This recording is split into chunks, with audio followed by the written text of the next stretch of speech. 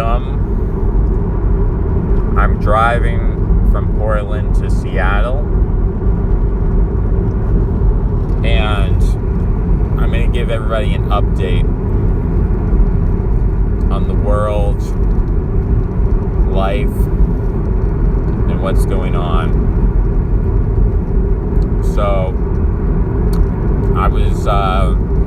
I announced I was going on a road trip sometime in February 2021. I said today is February. Directions. Okay. 0.7 miles, bear left. You want me to handle the directions? If it works, we can do that. It says slow. Alright. Now we're driving through some beautiful areas. Nice little tunnel. A little tunnel. The internet's about to go out, so when you're asking if the stream died, yes it did. Now we're in a tunnel. Short little tunnel. Nothing too serious. Alright.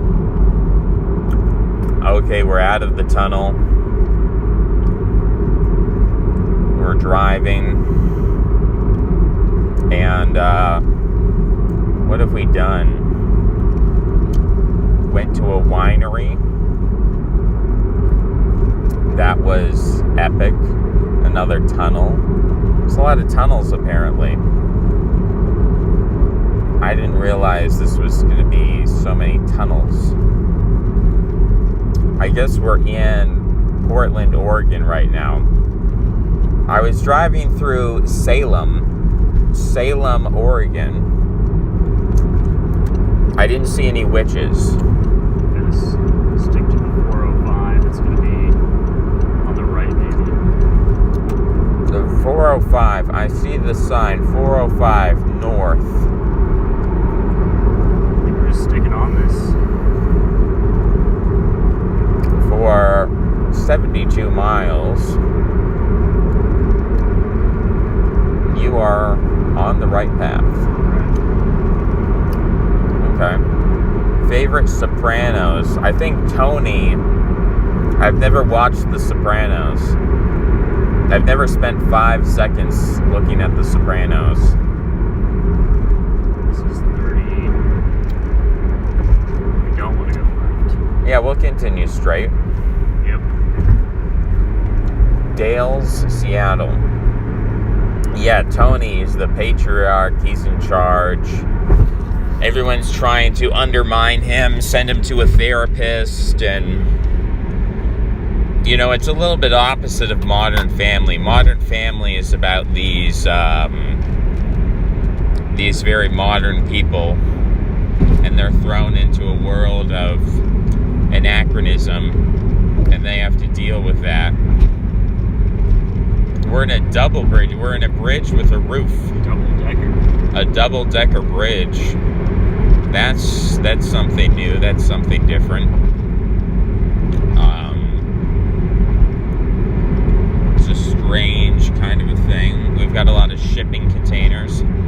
I guess Portland is it's a port city, which makes sense. The land of ports. But when I was in Salem, I saw a homeless town, a town of homeless people under the bridge, and the cops were driving by, and just nobody really cared. I'm looking at some graffiti. Forte Pear. Don't know what that means. Modernity Family. Yeah, Modern Family, it's just not... There's just not a lot there. It's just sort of how can we create the most politically correct comedy possible? And it ends up being inoffensive and like a wet noodle. It's probably less funny than a wacky inflatable swinging arm man. Those are, oh, here's some camping homeless on the side of the road. They've got like a permanent structure. They built a shack by the overpass bridge. They're just doing their thing, which is an interesting concept. I don't know if it works. It works. If it doesn't increase crime and people don't think it's an eyesore and it doesn't hurt the tourism, I guess you could just let it happen. Why not? We'll see. Yeah, I don't have much of a purpose today. Just driving, doing a quick stop, eventually making our way to Utah. And to get to Utah, we're probably going to stop in Boise, Idaho. There's a lot of these places nobody lives, and I don't really expect, that's a lot of trash. That's disgusting. I don't really expect anyone to live in Boise, Idaho. But just throwing stuff out there. There's a lot. There's a lot, and it's not good. It's like dilapidated. All this trash, all those encampments. Bro. A barbecue. It's not good. At some point, okay, there's a big comment here. What has traveling in the U.S. taught you about distribution of dignity? Like the poors are poor in all ways, without even personal virtue, waddling around burnt out McDonald's towns. Yeah, I don't know that it's taught me anything about what you're talking about. Certainly, people who are poor, I don't know, I don't feel like I've interacted with the poor any more than I normally would necessarily, or that I've learned anything from my interactions. It's pretty much same old. To me, it's a problem of motivation. It usually has very little to do with intelligence. I think intelligence is overrated, and intelligence, like, how do you test for intelligence? You give someone an IQ test. Okay, so the person's doing the IQ test. Now, what's happening during that IQ test?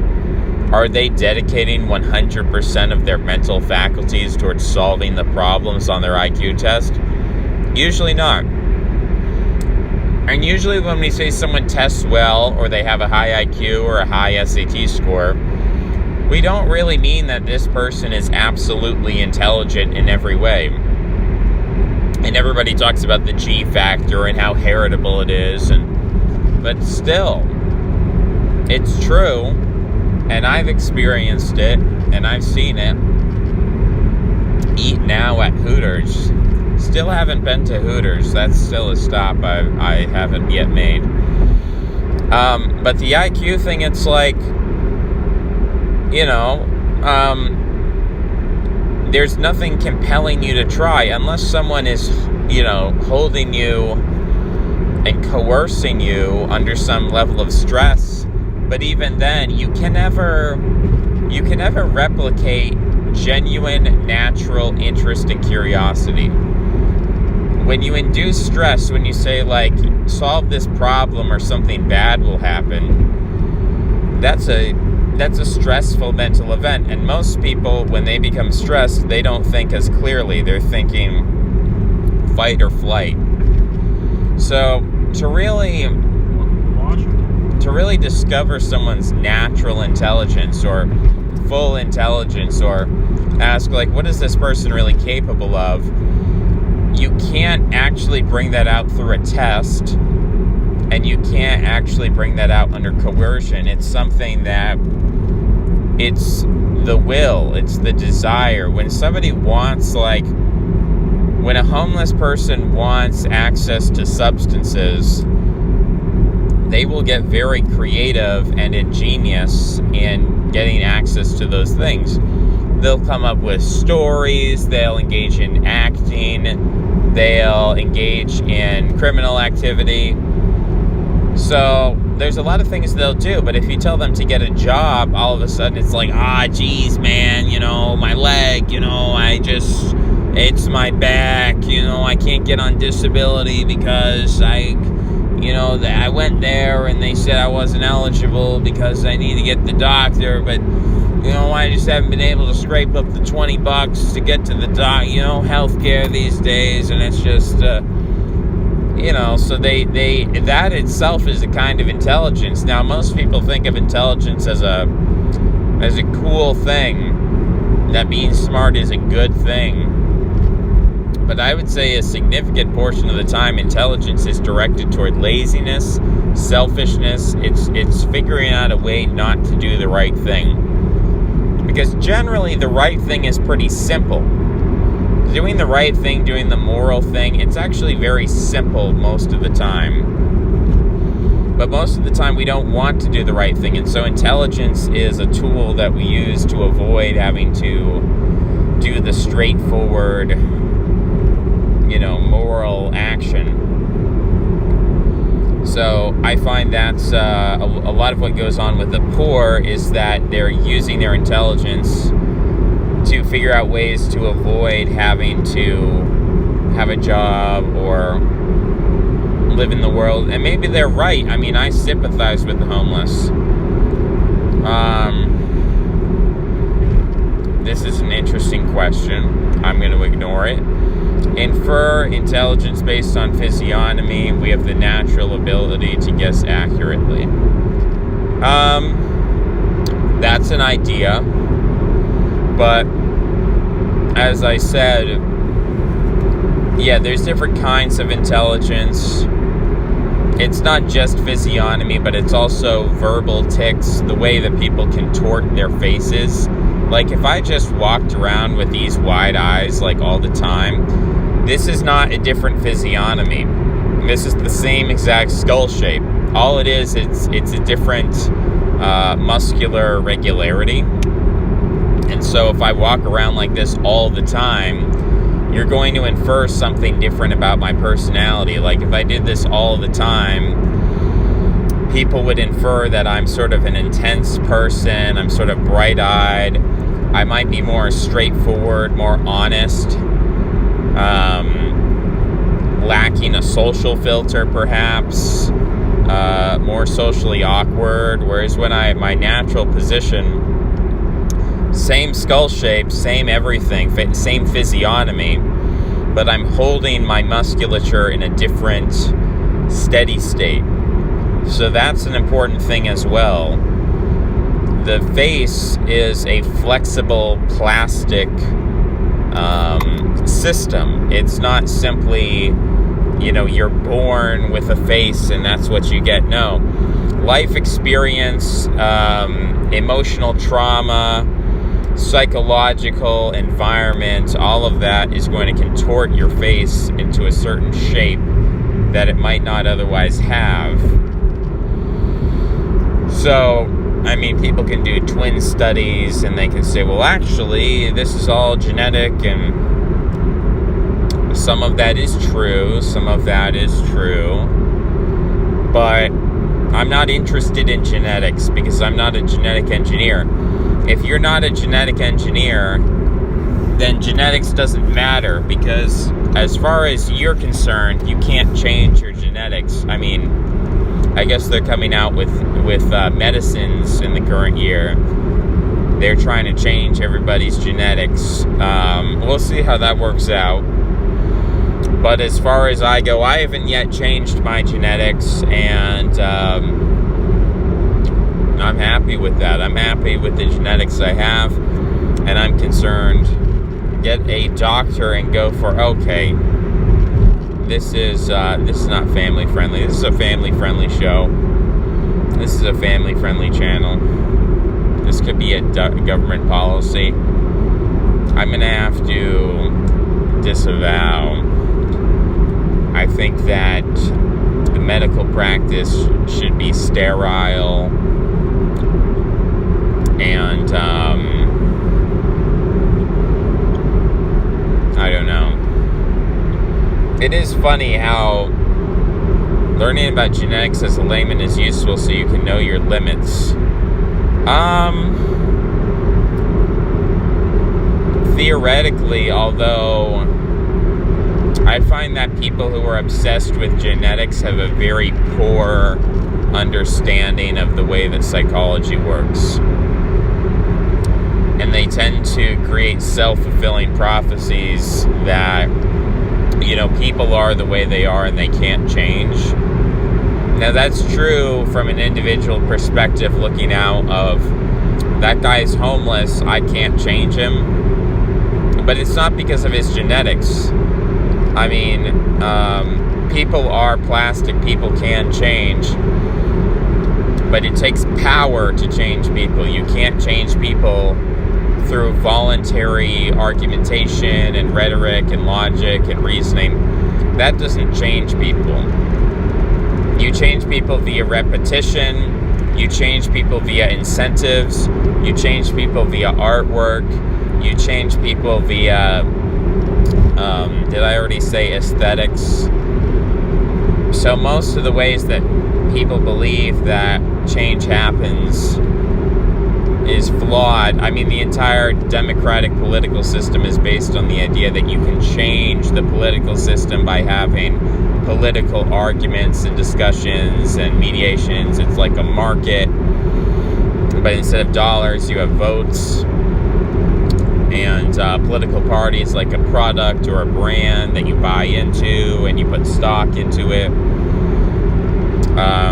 This is another long one.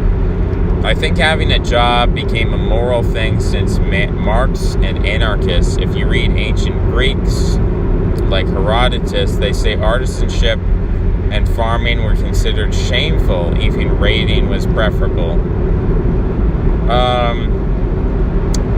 Yeah, there's certainly something to that. I mean, the Greeks did not always live in Greece, and certainly the Dorians did not always live in Greece, and so there was an element of ancient Greek culture which resented the sedentary nature of the Greek colonies. I wasn't using any euphemisms.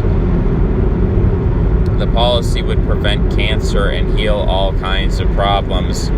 Just give people doctors.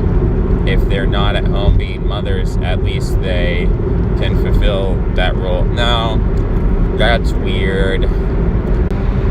We're not going to do that right now.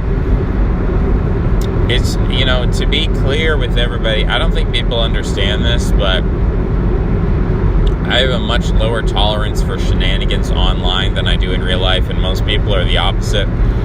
Most people go on the internet and they're uninhibited and they're crazy and they'll say anything because they're anonymous and no one cares and it's just a bunch of jokes. To me, it's like the opposite.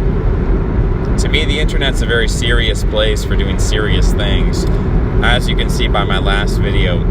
But what you will note in that last video is the comedy is very clean.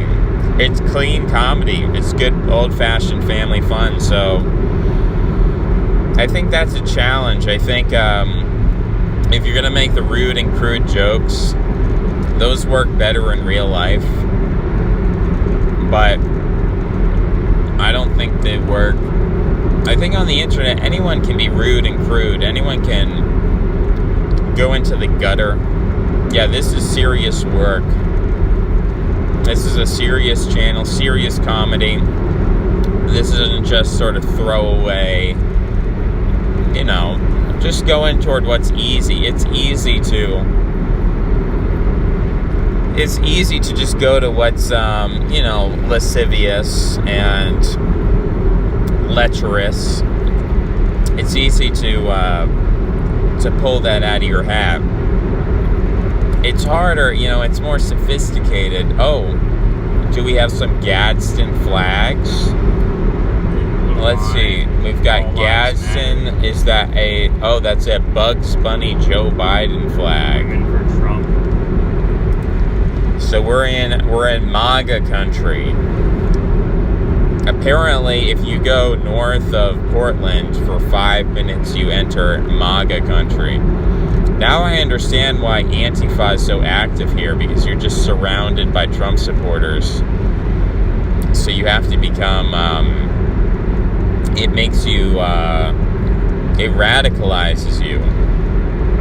It makes you feel like, you know, the theocrats are about to sweep down.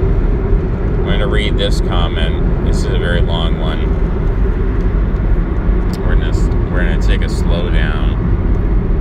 Democracy as an elongated bureaucratic anatomy of interveners. Let me think of this again. Democracy as an elongated bureaucratic anatomy. Those are interesting. Elongated anatomy. Very spindly.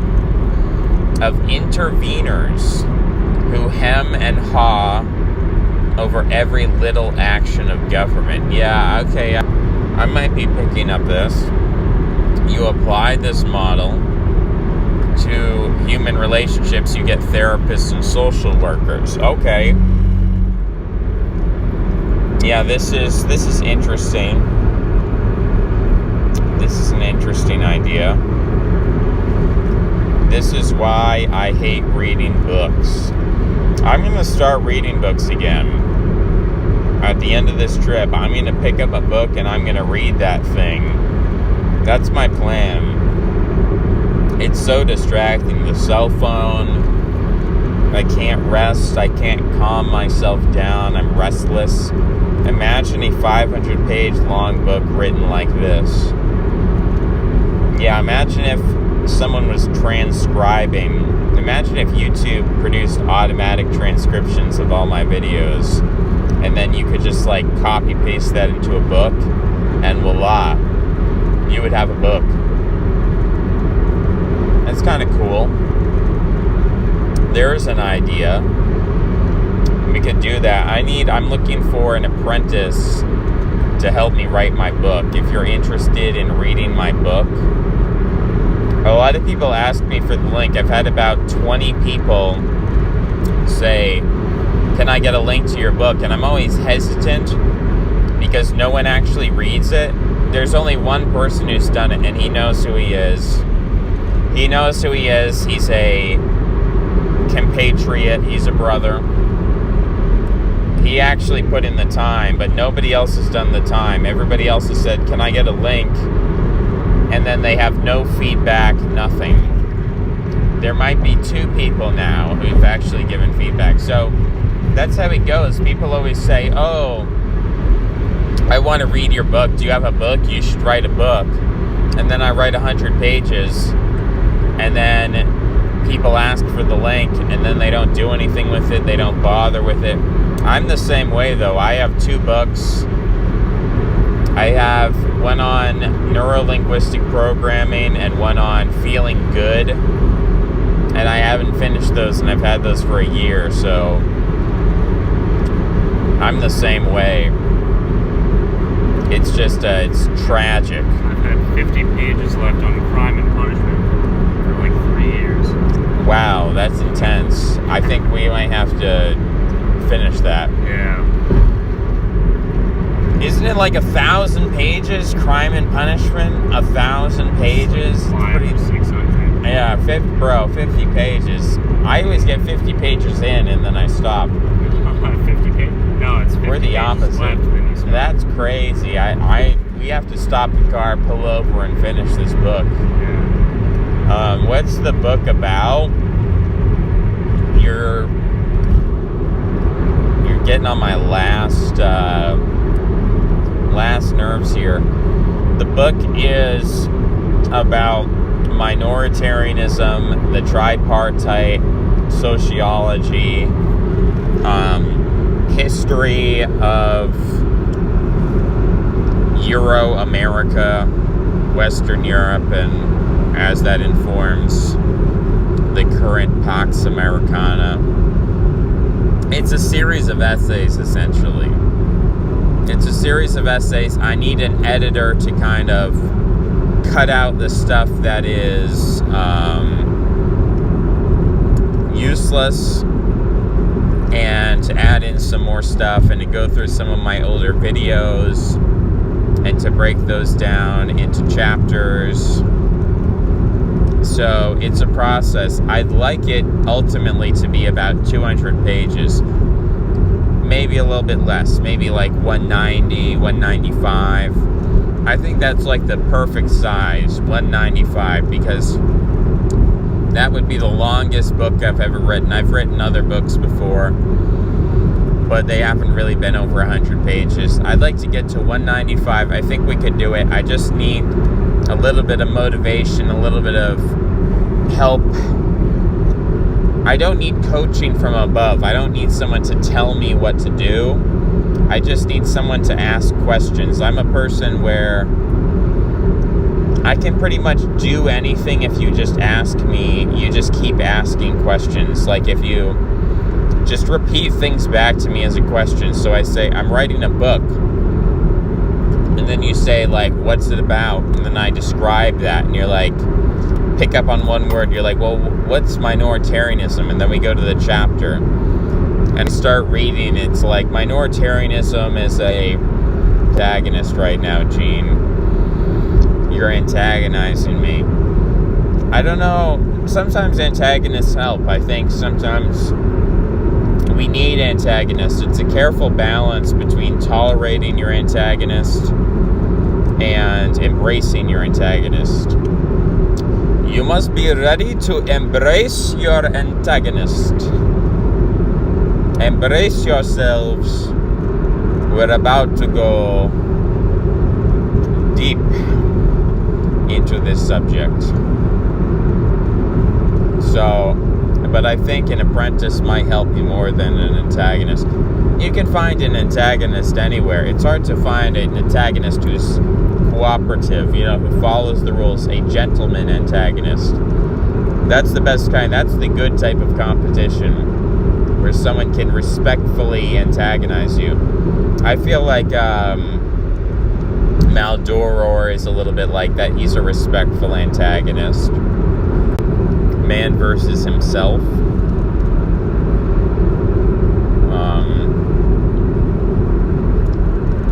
A lot of things that need to be done. I'll probably add to the shopping list Verizon. Get the Verizon plan, because that seems to have better coverage. But we're into the countryside. No. Yes. Okay. If you're in Oregon, if you're in Washington, if you're in Idaho, if you're in Utah, if you're in Colorado, if you're in Montana, if you're in Nevada, if you're in Arizona, if you are west of the Mississippi, or anywhere else in the country, get in contact with me. Mention me on Twitter, twitter.com/JOKKULL. Give me a mention, and or type your Twitter handle in the comments below, and let me know what's going on. There's a lot of stuff going on, but it's a pretty chill stream today. It's a lovely countryside to drive on, and I don't have a lot to say, but I do know there are some people who need a reminder that I'm on a road trip. There are some people who roll out of bed, go on YouTube, realize I'm streaming, and say, oh yeah, there's that guy, and he's 30 minutes away from me. Maybe we could meet up in a park and have a walk. What's your favorite part of the USA? Arizona. Would you be able to defeat Vaush in hand-to-hand combat, no rules? It depends. I haven't seen how tall he is. I know he's a stout guy. he used to do bodybuilding. He's probably decently strong. I can't ensure that I could beat Vaush in hand-to-hand combat. I'm crippled. Most of the joints in my body don't work. So I'm not going to guarantee that I could beat Vaush. But, you know, if he agreed to a legal match, I could defeat Vaush with my hands tied behind my back. I just run around him. That's an idea. I think it's possible that if I had some shoulder surgery, went to a lot of different physical therapists, I think if you gave me 6 months, I could try to get in the best fighting shape of my life, and I could try to challenge him to a legally organized mixed martial arts tournament, and we'd see what would happen. What happened to you, bruh? How do you mess up your body? A combo of low T, bad training methods, so like too much squat and deadlift, not enough rest days, too many reps, high volume, bad form, fooling around, bad posture. There's a million different things that did it. No stretching, no, you know, you look strong and taller than him. How tall are you? I'm about 5'3", but, you know, we'd work on it.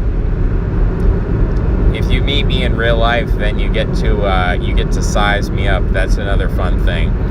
I haven't had anyone challenge me to a fight so far. I think that's because it's either because they're intimidated of how imposing I am, or they take pity on my my midget status. Who is this guy, and why am I subscribed to him? I don't know, ma'am. I really don't know. I've lost like 20 subscribers in the last 2 days because of my silliness. He's lying. He's 5'1". Whoa. That could be true. You won't know until you meet me. So, that's about all. A little 40-minute stream. We may stream again. I don't know. For now, we'll, it's the 20 people he met IRL. Yeah, we've been meeting people. I think that's it. Bye-bye.